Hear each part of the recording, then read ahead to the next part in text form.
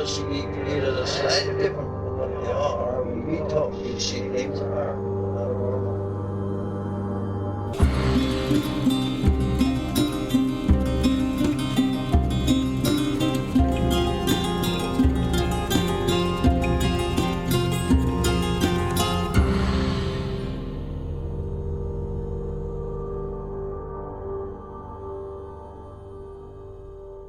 Welcome to Strange Familiars.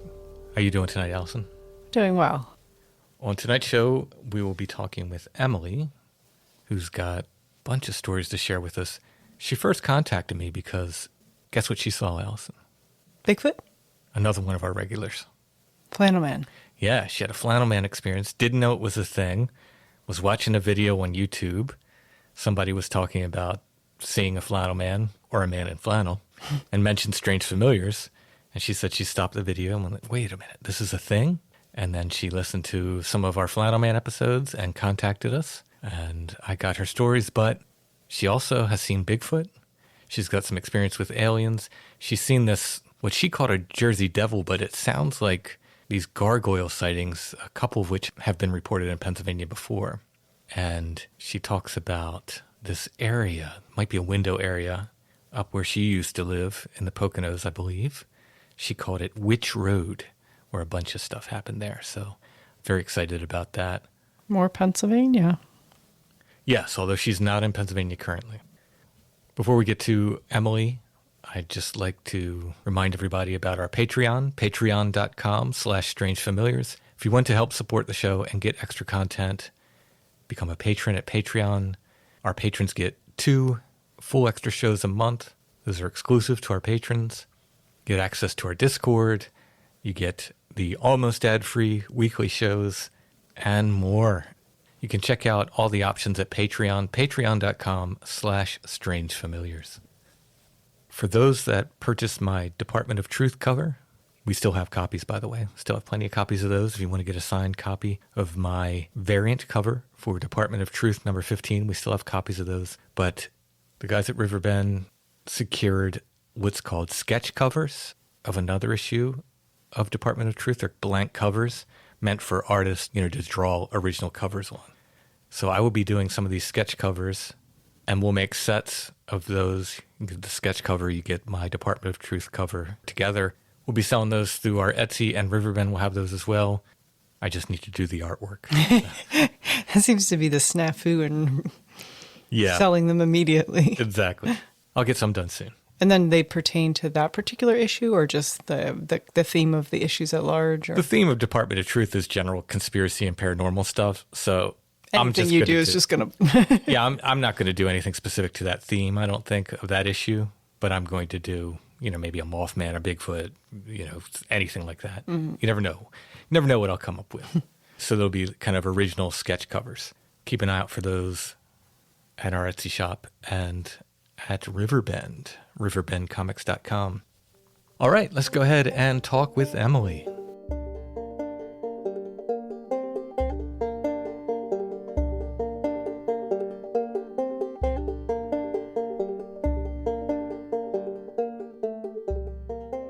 Tonight we're talking with Emily, who has what sounds like a Flannel Man account. And I know, Emily, you said there's some backstory that goes with it. So how long ago did this stuff start? Well, actually, it started since I was little. I've had strange encounters throughout my entire life. I just moved out to Utah about 2 years ago, and, the Utah is kind of a hot spot with paranormal activity. And just about like a month ago, little things happen here and there that, I kind of like shrug off. I'm like, okay, that happened. I'm like kind of like desensitized to things now because it's happened throughout my entire life. So, and my parents, I've been told, like, growing up, like, don't entertain these things. We don't believe in that. They're not like super religious or anything, but they just were very, especially my mom, which shout out to my mom, because here I go.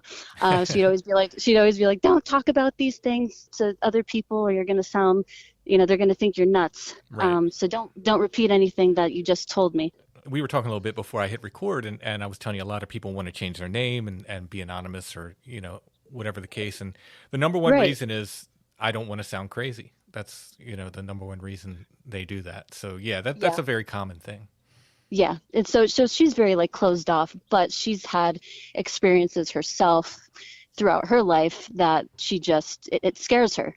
And I think it scares a lot of people. And, that to me, it's intriguing. I find it very intriguing, and it's part of who I am. So I just kind of embrace it throughout the years. I'm just like, okay, did that really happen? And I'm like very logical in my approach to everything, because I'm like, okay, was it a dream-induced hallucination, which is what I'm going to get to in a minute here with my Flannel Man experience, because once again, I kind of chalked it up to, oh, okay, well, I woke up and I saw this thing. I try to be as logical as I can, but some things you just can't explain. Mm-hmm. And you just kind of have to accept them or not accept them, depending on if you're open to it or not. For me, I'm always like accepting, but I always question myself and my sanity. But there's so much out there that we don't even know about. And it's so interesting. Like, I don't know if you follow David Paulides on the Missing 411. Sure. I'm very aware of that. Yeah. Mm-hmm. Oh, awesome. Yeah. So there's like a bunch of stuff going on in like the national parks. And I always, for the last, I want to say since like 2017, I've been listening to all of the Missing 411 stuff. And I'm just like, oh my gosh, like I wouldn't have been aware, like all of the things that have happened to me out in the woods, I wouldn't even know that was like an ongoing like occurrence, like a familiar thing with so many people, with the woods being quiet, like eerily quiet and stuff, that's how you know that something's wrong.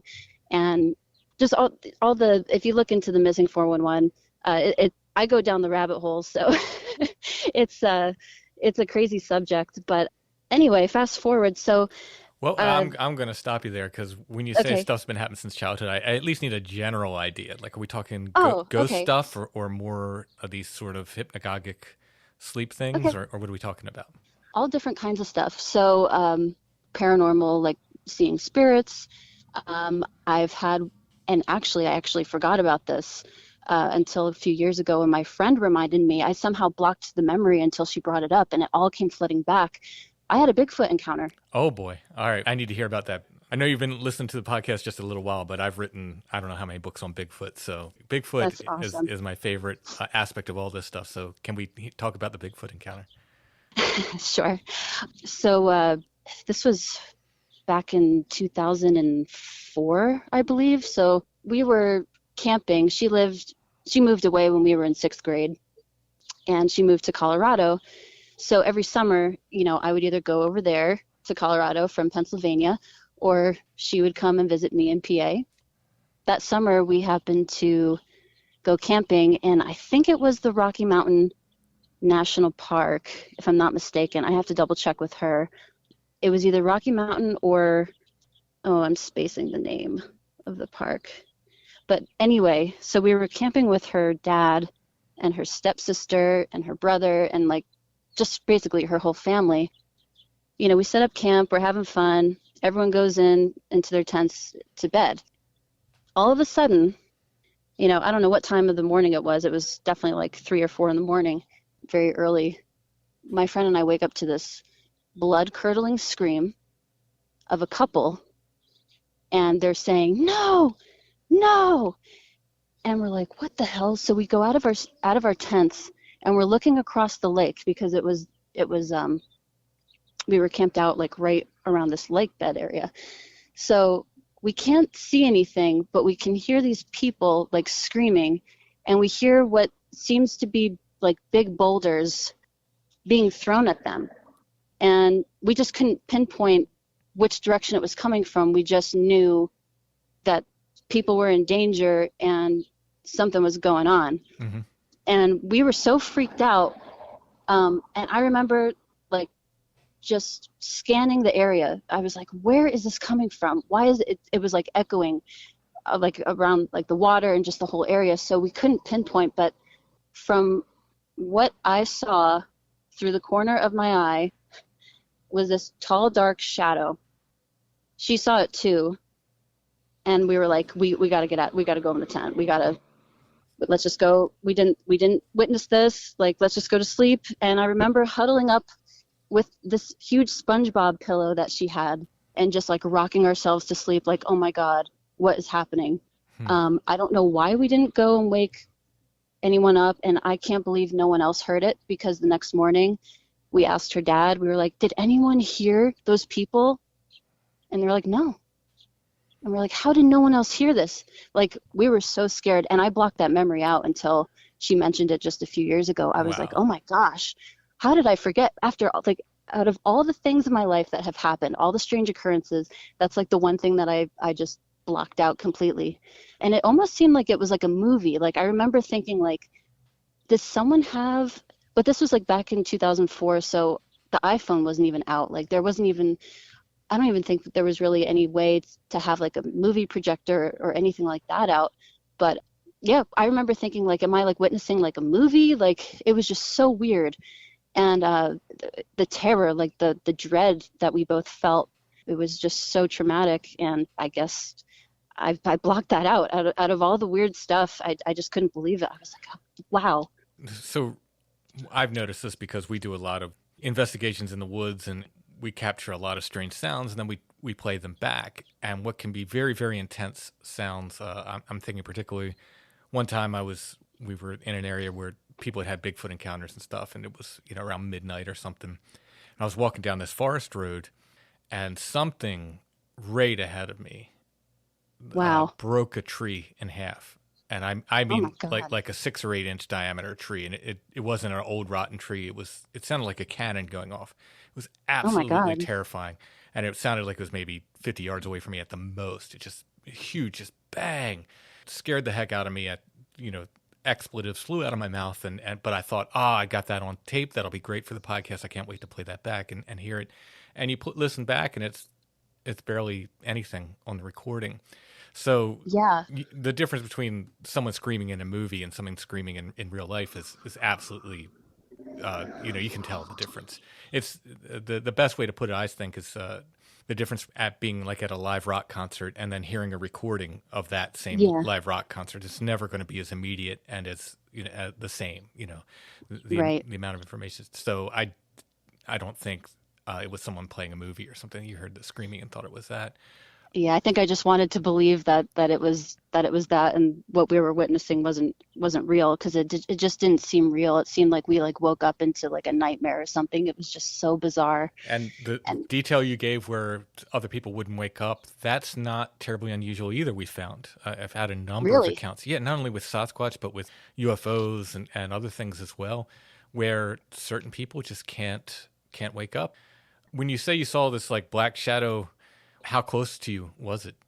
I want to say it was about, I'm really bad with measurements here, but I want to say it was about like half a football field away. Okay. So whatever that is. And I could just tell it was this huge shadow, and it was just a shadow. That's all I remember seeing, is just a black shadow.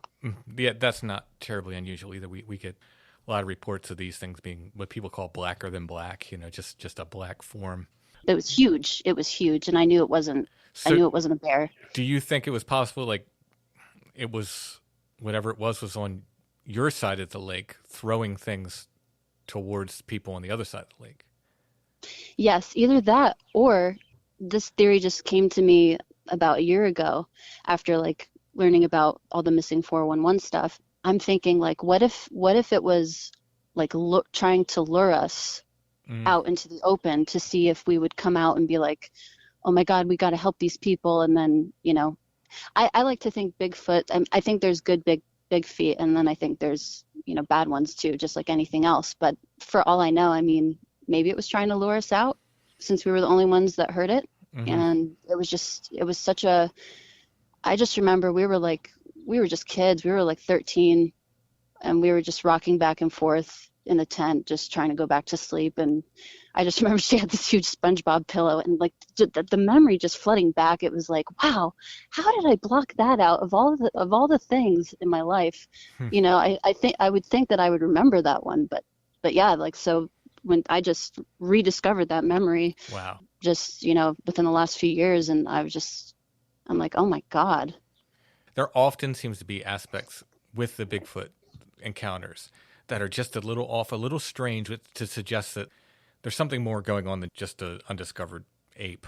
There's something a little bit odder about it.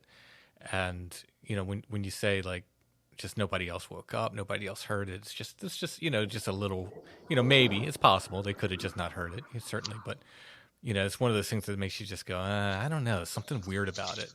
Yeah, it was very strange. Yeah. And apparently it bothered her for a long time that she did research and tried to find, Bigfoot sightings in the area. She tried to find if like anyone got like murdered in the area. Cause I mean, the people, like the screams we heard, it was just so, oh my God, it was just so bad.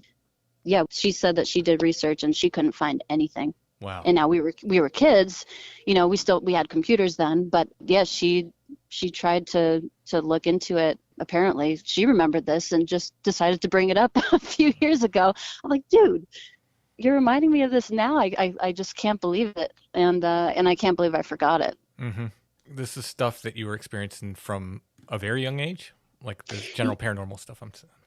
Yep. I've seen like orbs. I've seen, just weird. In fact, I like to talk about the Pleiadians. They're a Nordic alien race from the Pleiades star system, because I had an encounter when I was younger of these blonde-haired beings appearing at my bed, and I actually discovered them or rediscovered them in high school, I should say, when I came across Barbara Marciniak's Family of Light, Bringers of the Dawn, and Earth, the Keys to the Living Library. And she's a channeler. She channels the Pleiadians. But all the stuff that she was talking about really resonated with me. And I had all these like memories of, as a kid, just being visited. It happened a few times. And I don't really recall a lot, just that I felt that they were like part of where I came from. So I really resonate with them. And so these are generally pleasant experiences. Yes. And and then actually a few days after the Flannel Man encounter, I had what I believe was my first gray experience. And it's really funny because I carry around a gray alien backpack all the time. It's kind of funny because I'm a strong believer. There's no way we're the only ones out here. And I had never seen, at least from what I can recall, I know I had never seen a gray until just a few days ago. and I wasn't afraid, but it was just very strange. I'm like, of course this happens now. And then my logical mind goes into, okay, once again, this is just, me creating this because I'm like listening to all this stuff now, and every, like the Flannel Man and all this stuff is on my mind. But it was bizarre, and that followed. I'll get into that after. Yeah, that's interesting. Talk about the.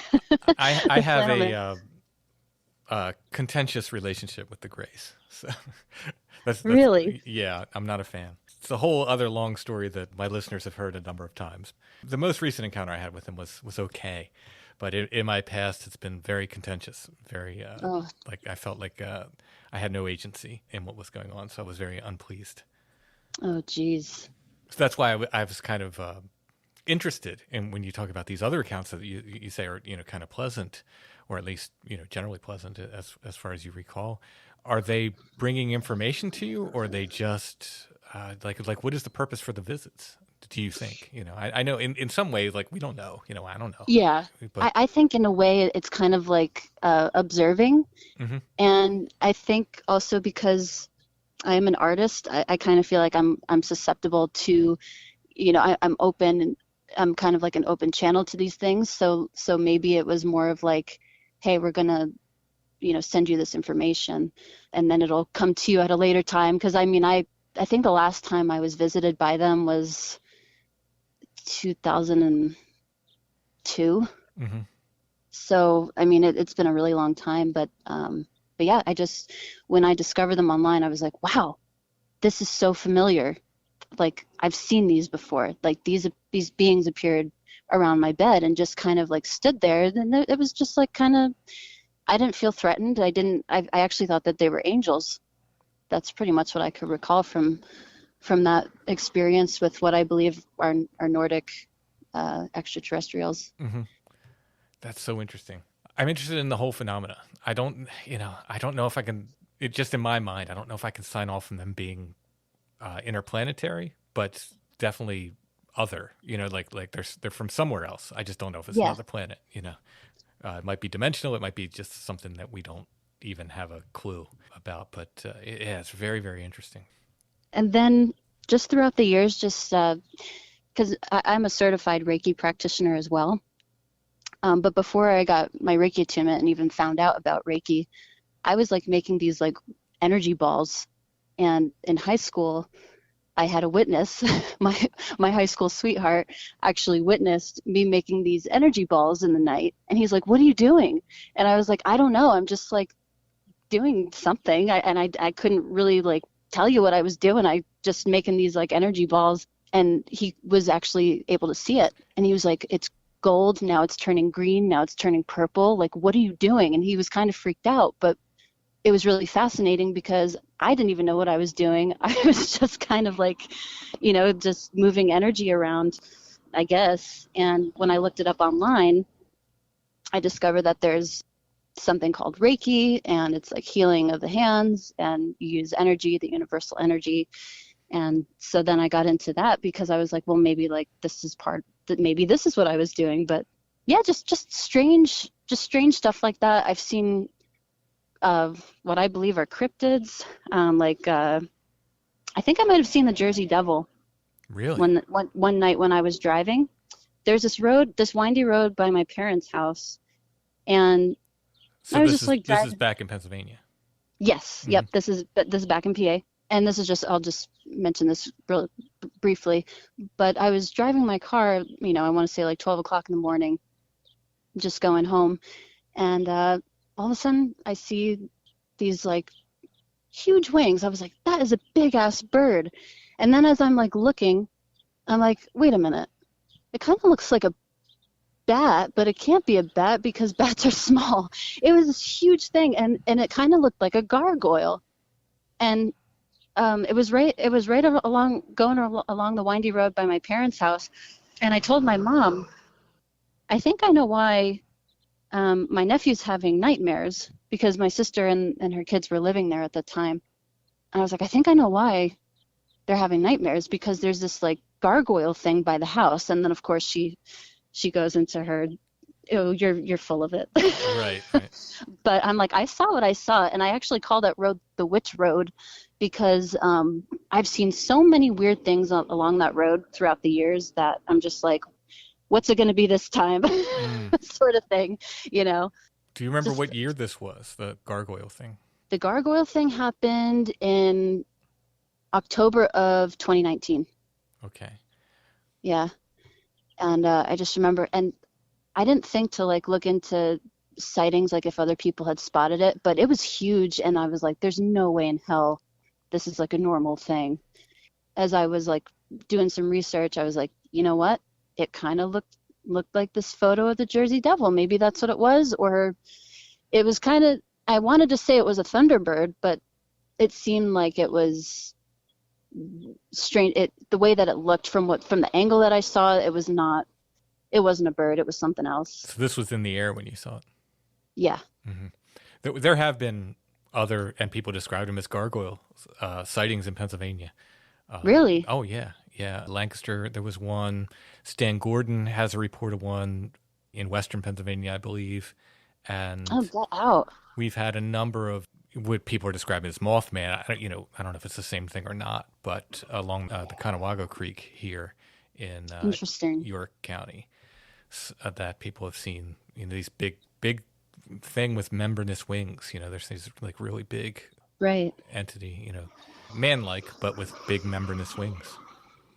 Yeah, that's so bizarre, because I feel like hardly anything, although along that road, that's like where I mostly had my sightings, along with just around my house. But yeah, other than that, I'm like Northeast PA, like I feel like not a lot of activity goes on there. As far as I knew, I was very like open about it with like the local people there, and no one really knew what the hell I was talking about. No one really did, or they didn't want to admit because they didn't want to, think that they were crazy. But I'm very open about it, and I don't care if people think I'm nuts, because I know I'm nuts. but Well, but so but so is so is this realm that we're in, and it's very interesting. It's yeah, very interesting stuff. there's something about this it's part of the human experience. I don't know exactly why. Maybe it's just there to tell us, hey, there's something more, just the so-called physical reality. Or maybe there's something else to it. If I could figure that out, I'd crack the code. But it's definitely part of the human experience. I mean, people have been talking about this forever. Right. Our ancestors turned it into what we call now folklore. But they're talking Yep. about the same things. It behaves the same way. The things they're talking about in these folklore stories, they behave the same way. Exactly. Yeah, it's really, really interesting. So what else did you see on this witch road? I have seen what I believe was a witch on a broom. This was around dusk. And I was like, what the hell was that? At first I thought it was a huge bird. And then I was like, no, it looked more like a human. And I was like, there's no way in hell that's a witch. Because I have to question myself with these things. I'm just like, did I really see that? Did that really happen? And it happened more than once. And I remember telling my boyfriend at the time about it. And he's like, okay. Right. That's like the typical answer, like, okay. And I was like, no, I've seen gnomes on this road. I don't even know what the hell you want to call it. What are those night crawler things? Where it's like, it looks like a ghost with like a head with like legs. Oh, yeah. Yeah. And I've seen just all kinds of just weird stuff that I don't even know what the hell it would be. like a wolf, I've seen a black panther, which apparently it was like really rare to see those in Pennsylvania. Well, I mean, technically, supposedly, according to science, there are not melanistic cougars. Melanistic mountain lions don't exist. There's tons of reports of them, though. I swear, and I might be remembering it correctly, I swear someone showed me a picture of one in Pennsylvania, but I could be wrong about that.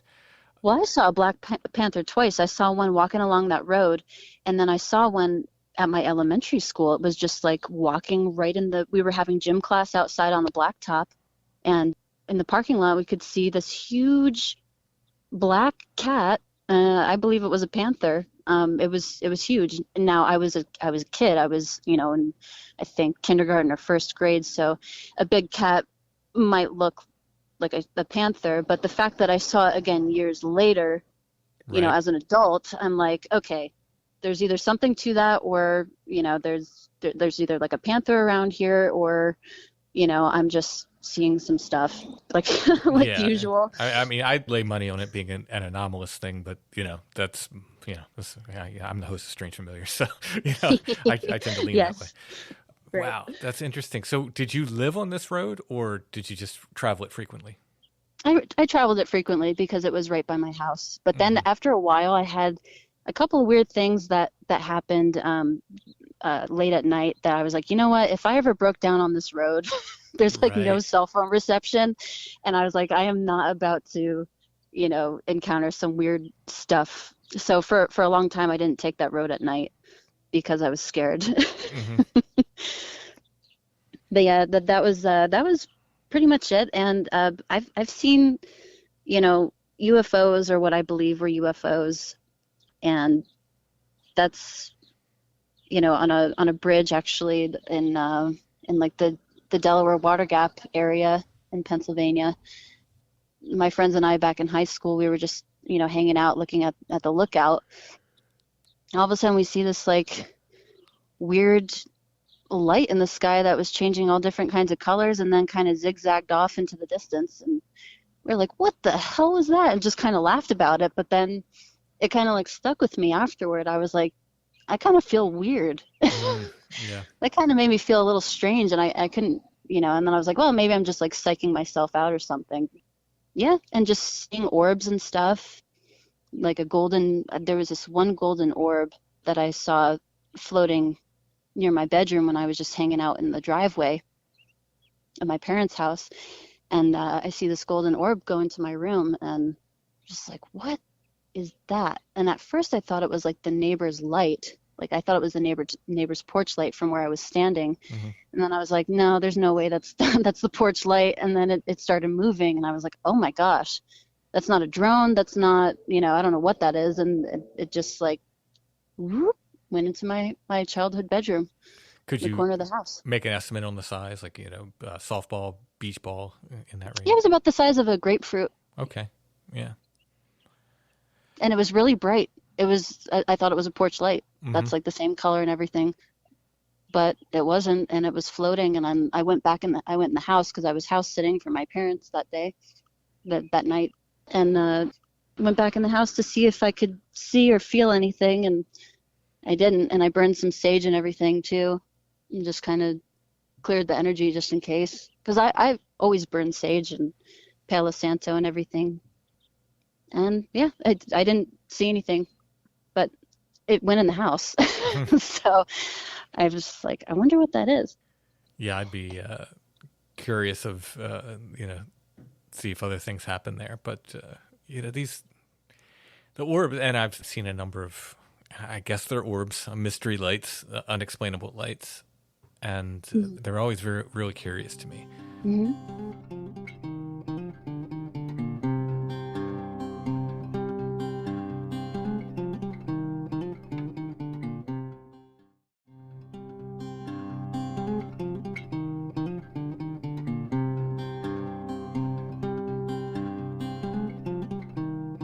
So you move out west. Yes. Was this for just a change of scenery or a job? Yeah, just kind of everything, COVID hit. I had a free schedule, and I was like, you know what?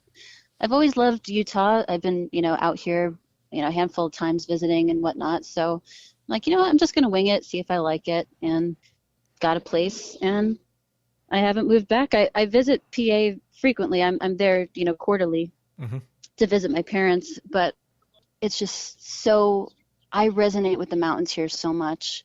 And the energy here is awesome.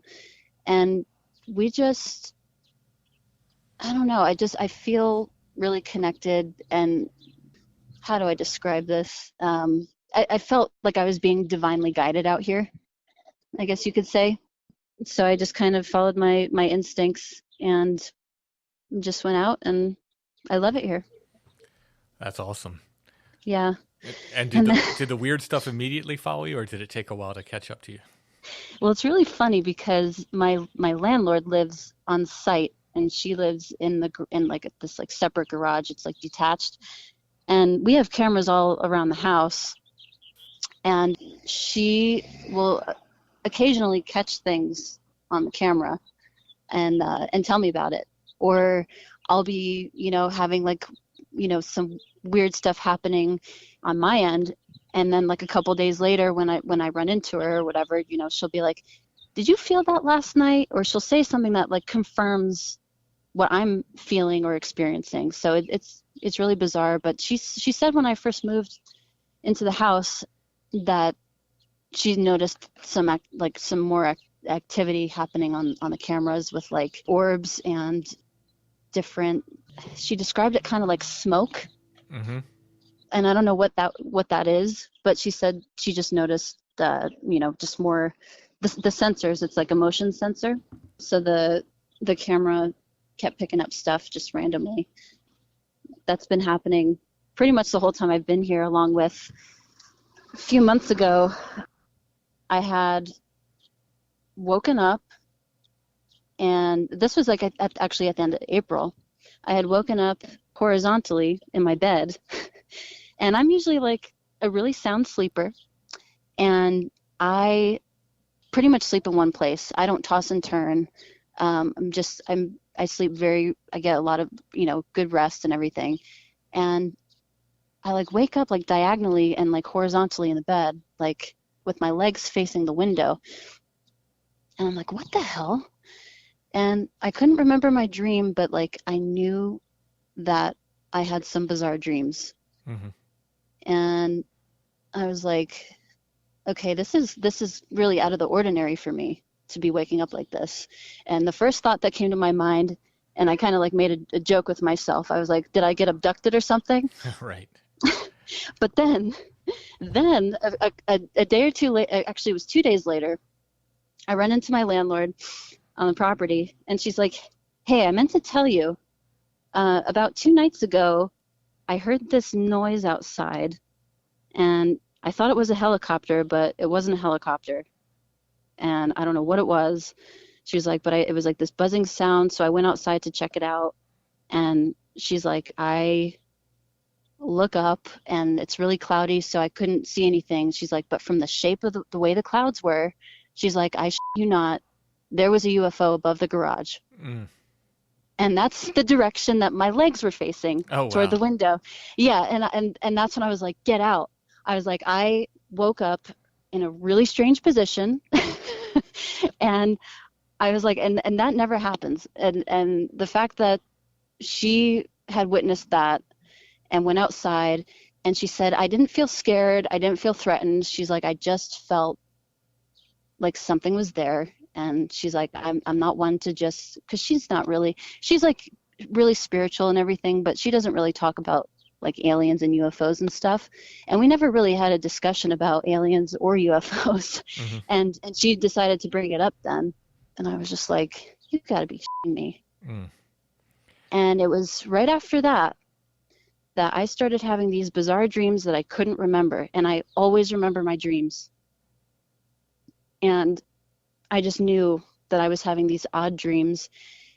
I kept waking up like in sweat, or I'd wake up with like my heart racing, and I'm like, "What is going on?" Like there's something strange happening on the property.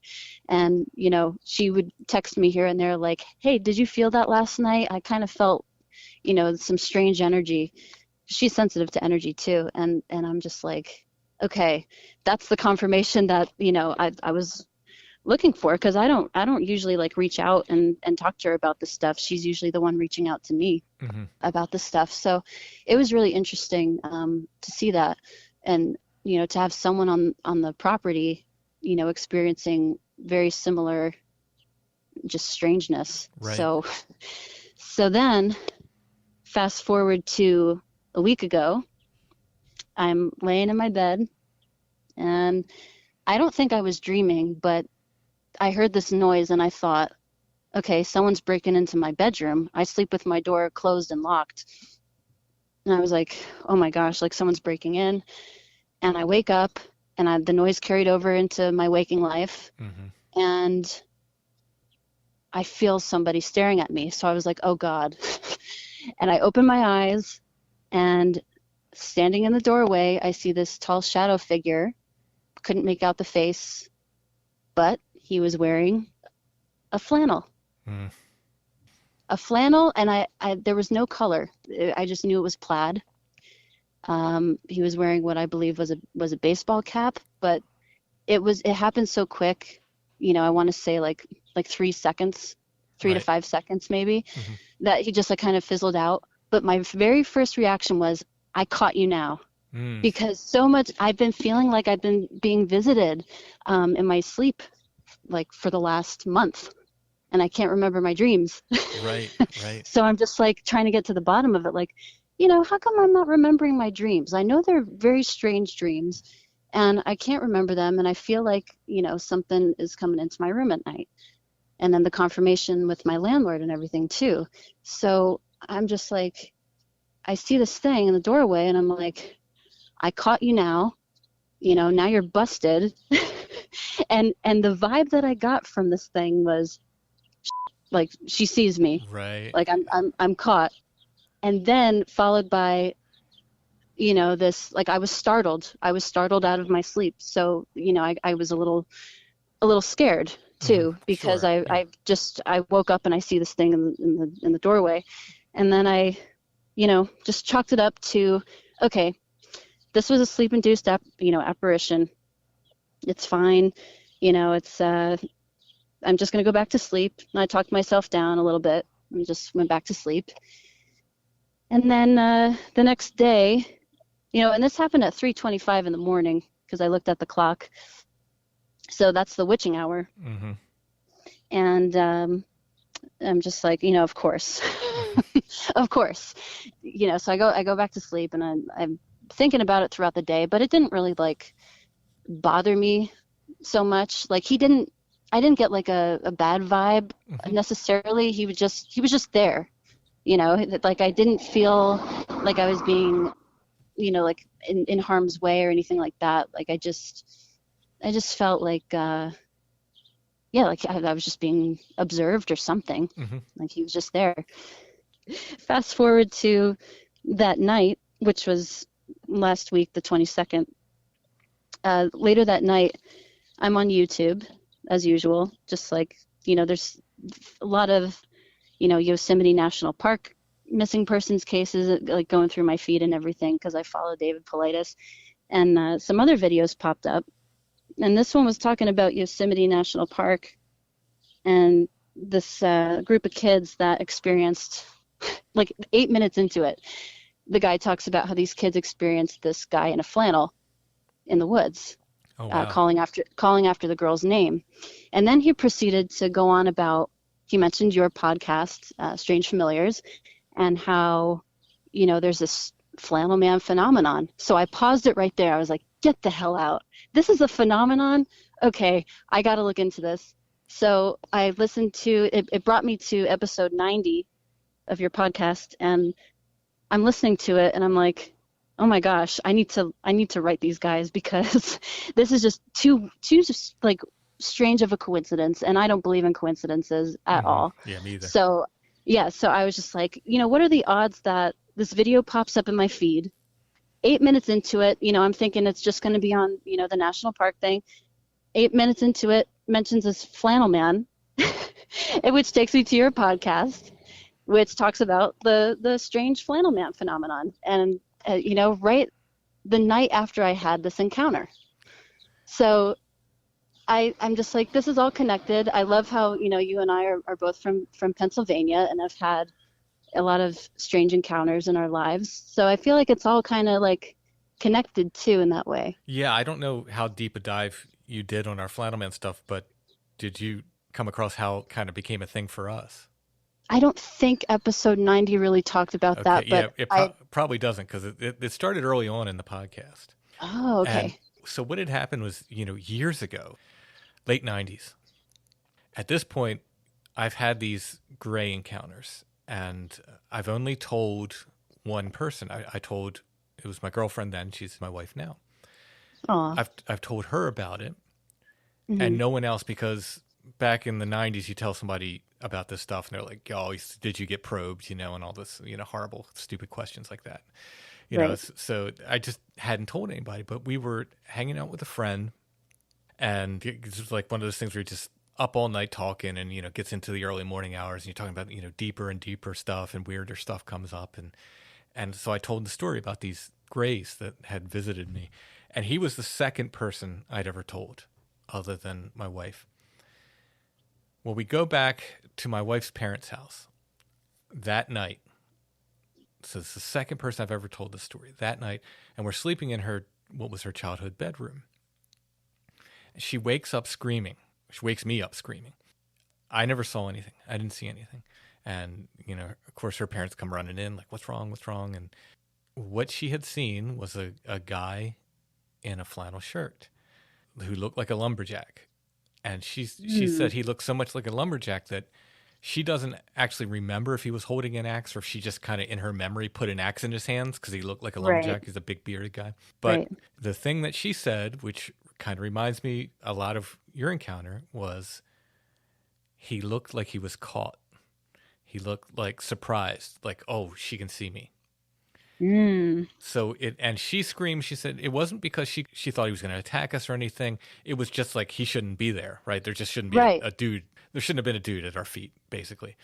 Exactly. And that's basically why she screamed. But she said he didn't look like angry. He didn't look like he was going to attack us or anything. He looked surprised, like caught. And I talked about that on the podcast, and then all of a sudden we started getting people. It's like, wait, I've seen this guy too, or someone like him. It's not always the same guy. People describe him differently.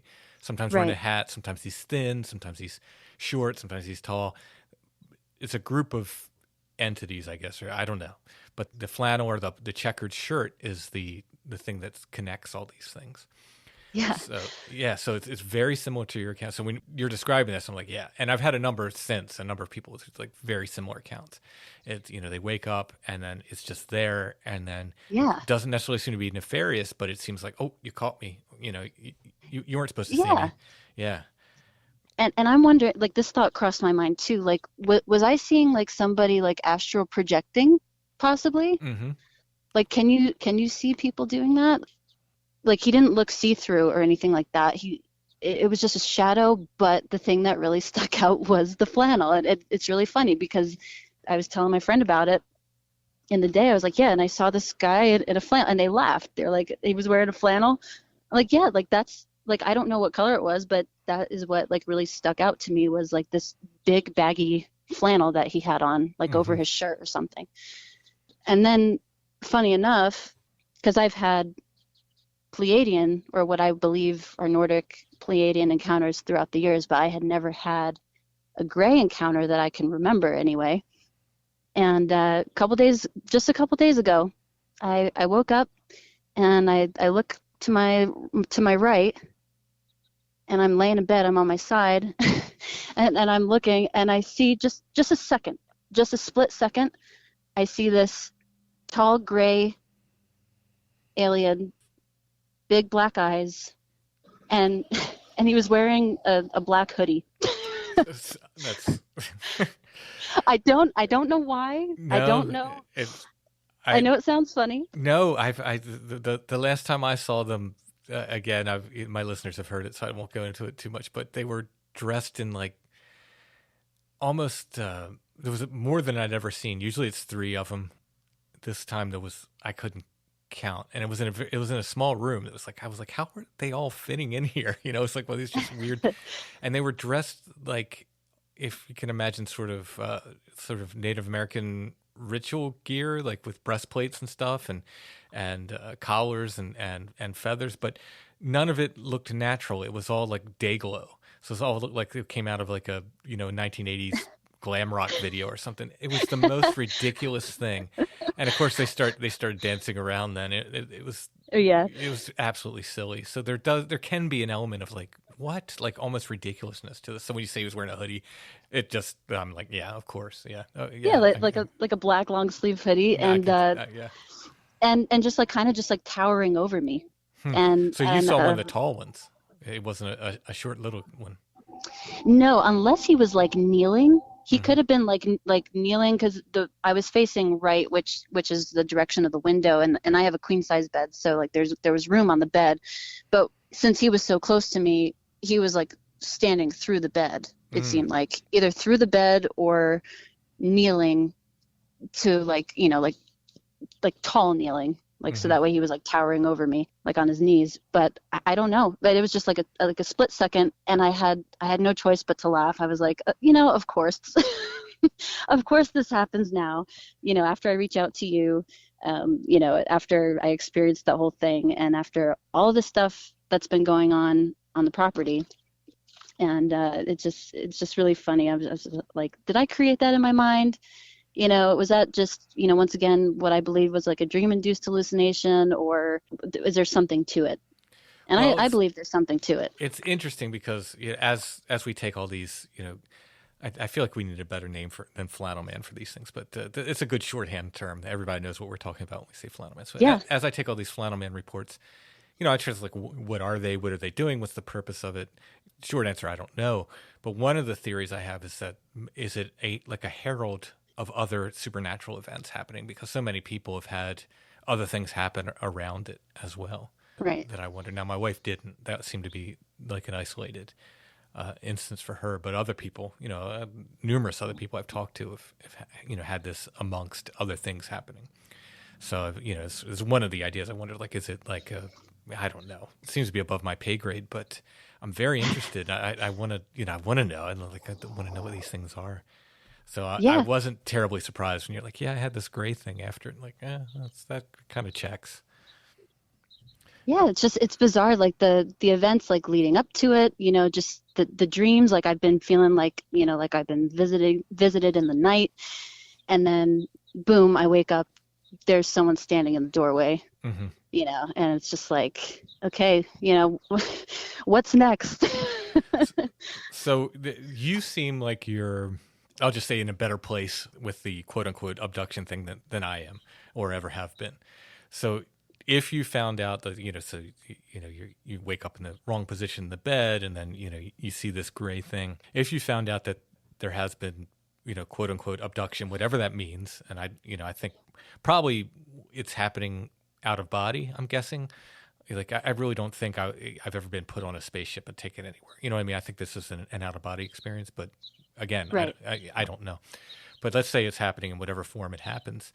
You seem like you're almost okay with this, or just taking it in stride. Like, what are your feelings about that? I guess if you find out that you are being visited and this abduction stuff is on the menu here. I mean, as long as I'm okay, like physically, spiritually, and mentally. I mean, I feel like I'm very mentally stable and mentally strong. Like I could pretty much like handle anything that comes my way. But like I said, blocking out that memory of the Bigfoot encounter that I had with my best friend like years and years ago, it's just like, what other things have I blocked out? Right. And something so simple like that, it was just like, well, maybe there's more stuff. I'm sure there is. And, and I'm open. I don't think I'd want to do like any kind of hypnosis or anything like that. Yeah. But I am, as long as like, I told, a couple people about the gray encounter that I had shortly after this experience. And they were like, check your body for marks. And I'm like, why? And they're like, just do it. And so I did, and I didn't have any marks or anything like that. So I don't know. I'm pretty open and I'm pretty vocal about it. So, I think as long as I'm okay and I'm not being like, I don't end up like a missing 411 case. Right, yeah. Where it's just like some bizarre case, like where, I'm here one day and then boom, just no trace. I don't want to disappear. But I don't mind the visitations as long as they're not doing any harm to anybody. So. Yeah, pretty much that last encounter I described. If they were all like that, I'd be fine with it. But I've had some just very, like I said, very kind of contentious ones where I don't know what was being done to me, but I wasn't happy about it. That's the only thing I can tell. And felt very, like I said, like I had no agency in it, and that part upset me. Right. Wow, that is super interesting. And I don't want to make any predictions, but I have a feeling that you will continue to experience things going forward. Yeah, I'm totally open to it, like I said, but yeah, we'll see. I would love to keep in touch, and please do. And thank you so much for having me on. I really appreciate it. I didn't really expect to get into the whole, other cryptid stuff, but I'm glad I did. Oh yeah, it's not unusual, I find, for the reason most of my interviews end up being whole shows with people and not just short little segments is I think back like in the 80s and stuff, it was like the idea that they didn't want people to have these multiple experiencers because it cast doubt. Like if somebody saw a UFO and they were like, well, but I've also seen Bigfoot and had a ghost and everything else. But I think they felt like it cast doubt on the UFO sighting then. You know what I mean? Like, oh, this person is too much. But the more I talk to people, and over 300 episodes now, it's very, very common for people to have multiple experiences. And that's why most of my interviews end up being like one person for the whole show, because they have stories to tell. It's usually not just one thing. It really isn't. It's like, hey, I got this ghost story, but I also saw a UFO and this and this and this happened. So it's not uncommon, I found at all. I think, like I said, it's part of the human experience. And I think once you put on the one ring, the eye of Sauron turns and looks at you. That's kind of what it is. It's like when you open yourself up and just you experience this stuff, it tends to keep happening. So yes, exactly. Please stay in touch and let us know if anything else weird happens. Oh, I will, definitely. Thank you so much, Tim. Yes, and you said when we started that you wanted to go ahead and give your Instagram. Oh yeah, so if anyone wants to chat about any of their encounters or anything like that, my Instagram handle is sunshine_Pleiadian, PLEIADIAN. That's my handle. Okay, I think do we follow each other? I think I saw you on there. Yes, I follow the Strange Familiar podcast. Okay, so I will put a link in the show notes as well if people want to find you. Awesome. Thank you so much, Tim. Sure. And thank you so much for having me. It's like I don't think my mom would be too happy about this necessarily, but I'm happy about it, and I'm very vocal about my experiences. So I think it's part of, like you said, it's part of the human experience. It's part of life. Yeah, absolutely. So absolutely. We're here to experience. Well, thank you so much for sharing your stories. Thank you too.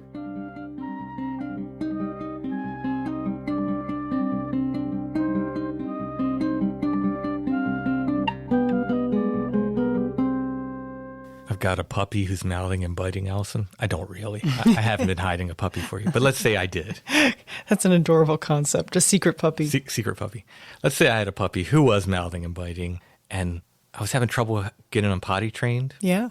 And he was exhibiting signs of fear and nervousness. He was barking too much. He was chewing on things that he shouldn't be chewing on, like furniture and shoes. I need help with crate training this puppy. He has hyperactivity issues. I need help with leash training. This sounds like a puppy with a lot of problems. Yeah. I mean, maybe it stems from the fact that he's being hidden somewhere. And I called you up. I don't know why I'm calling you because we live in the same house, but I called you up. Yeah, I could be in the bathroom. And I said, hello, Allison. I'd say, yes. I said, I have puppy problems and I need help. Where do I go? Call 90 Days to the Perfect Puppy. That's right. 90 Days to the Perfect Puppy. You could find them at sithappens.us. They'll help you with all your puppy problems, whatever they are. They have a relationship-based approach to training that helps you and your puppy become perfect for each other. You can find them at sithappens.us. Look for the 90 Days to the Perfect Puppy link at the top of the page. Let 90 Days to the Perfect Puppy help you understand how your dog thinks and apply proactive training methods so you and your puppy can become perfect for each other. Again, you can find them at sithappens.us. Look for the 90 Days to the Perfect Puppy link at the top of the page.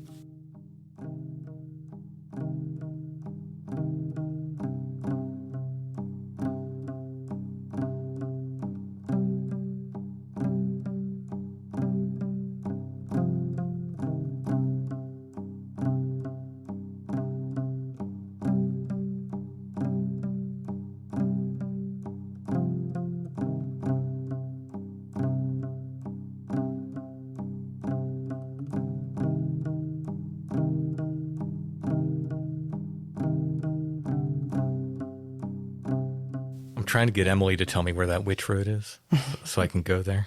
Which road is it? Ah, nice. Which road is the witch road? Which Wasn't that a book, like a kid's book that we used to have? It was a game. Which witch is which? Yeah. I think. Yeah, I used to love that game when I was little. I never owned it, but my mom's friends' kids did. And I would go over their house and play with it all the time. Love that game. Somehow the games that other people had were always so much cooler than the ones that you owned. Like, yeah. Like I always wanted Mousetrap, and yeah. I never had Mousetrap. No. We know why. Too junky. Yeah, my mom said the same thing. Anything with cool parts apparently was beyond our ability to keep nice. If I remember which witch is which, it had a bunch of parts too. It had like I think a haunted house you set up. Mm-hmm.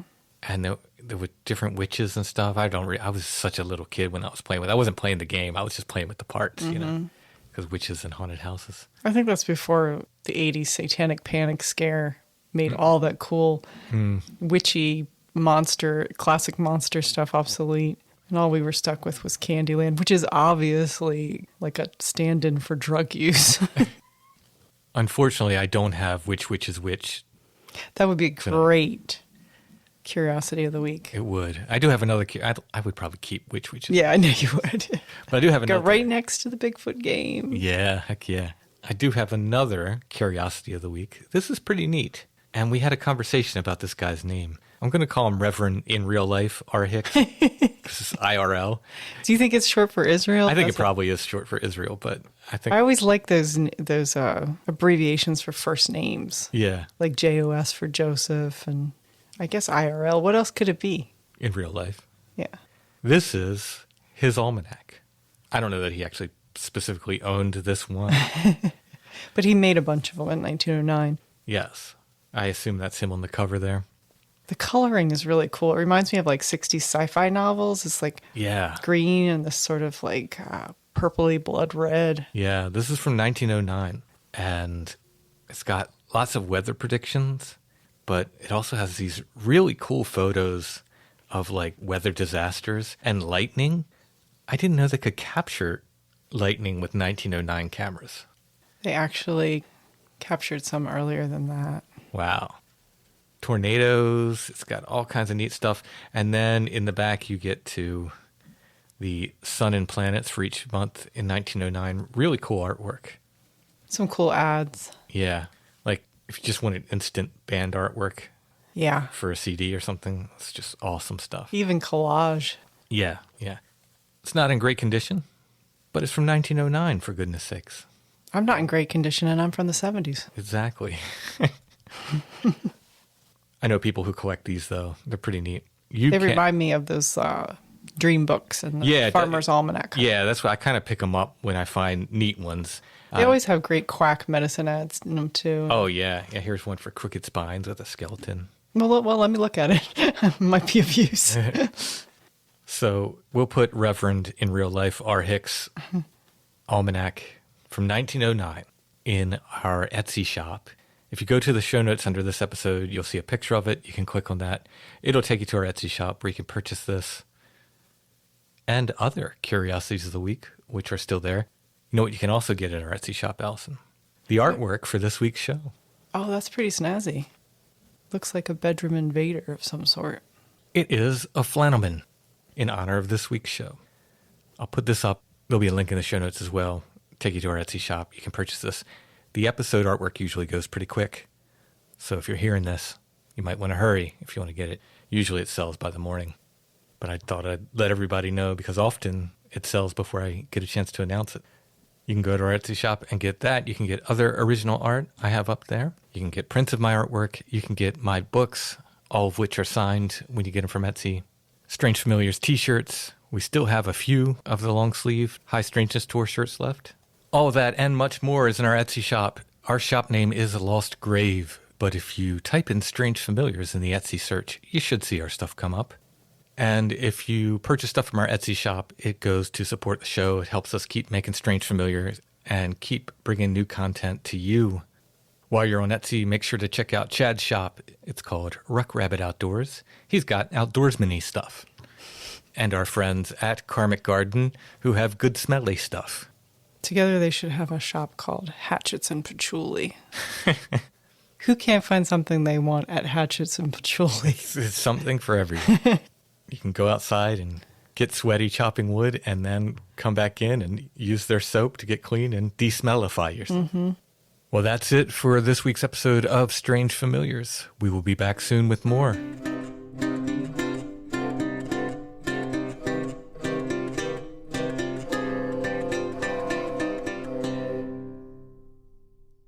Strange Familiars is a production of Dark Holler Arts, music, books, art, podcasts, and more. Intro and background music is by Stone Breath. Mm-hmm. If you want to hear more or purchase music by Stone Breath, you can go to stonebreath.bandcamp.com. Strange Familiars is on Facebook, facebook.com/strangefamiliars, where you can also join the Strange Familiars Gathering Group. We are on Instagram, @strangefamiliars, and we are on the World Wide Web. Where is that? I wonder, Alison, do you know? Well, you click a link on a homestead site, and it just gets you right there. Not for 20 years. We are at strangefamiliars.com.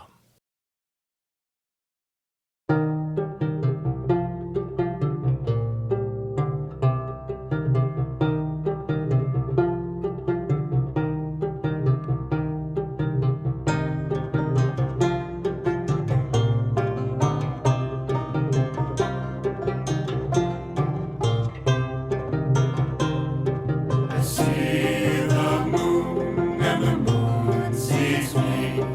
She holds